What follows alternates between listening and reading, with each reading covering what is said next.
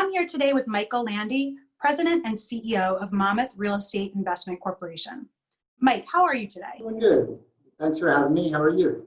In a recent May 2020 investor presentation, you discussed how COVID-19 has created a greater move toward online shopping and how that could ultimately increase demand for warehouse and logistics space as well.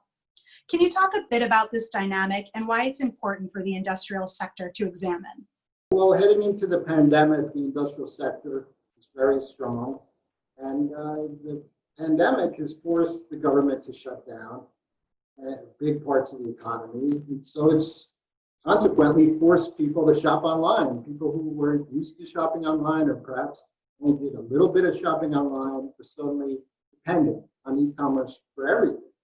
And I think post-pandemic, a lot of the consumer spending habits will embrace the efficiency of online shopping. It was already growing, like I said, by leaps and bounds since the turn of the century. It represented about 15% of consumer spending, and then it had to represent the lion's share of consumer spending as a result of the government shutdown. So I do think industrial was well positioned heading into the pandemic. Monmouth was certainly well positioned. Pandemic. Our largest tenant is FedEx, our second largest tenant is Amazon, and their busiest time of the year was always the peak season, the holiday, Christmas time of the year, and this is, demand right now is even greater than peak demand as a result of people not being able to go out and shop through traditional retail channels, and therefore it's a good thing we have e-commerce, it's a good thing we have FedEx and Amazon. Certainly we're seeing demand off the charts currently.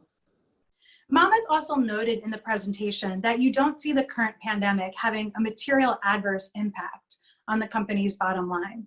What conditions are working in your favor there? That's a good question, Diane.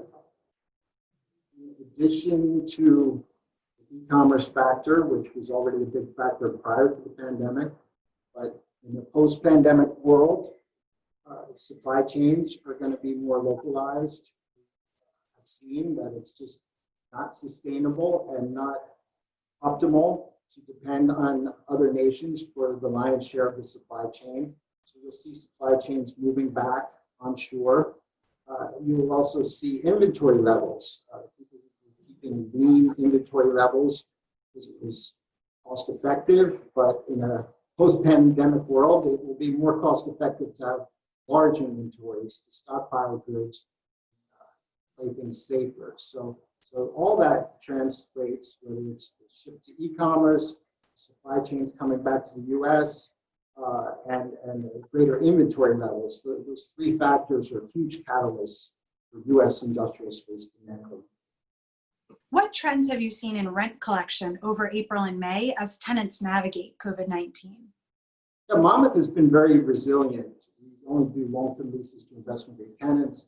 In addition to FedEx and Amazon, we have Coca-Cola, Anheuser-Busch, Sherwin-Williams, Home Depot, United Technologies, really strong tenants in our buildings. So our cash flow has been very resilient.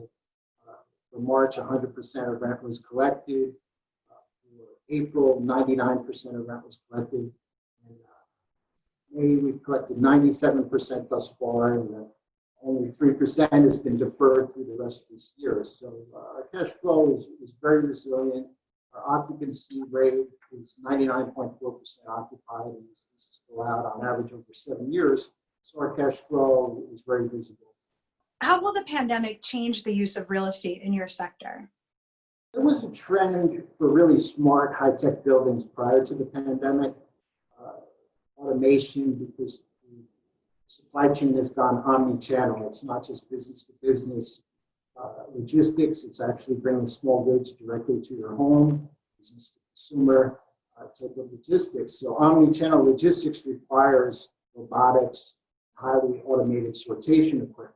That was the trend before the pandemic. I think that trend will only be exacerbated as a result of social distancing and people wanting to be less dependent on human labor and more dependent on automation. Mike, thank you so much for your time today. Oh, my pleasure. Thanks for having me. For more from REIT Week, visit REIT.com.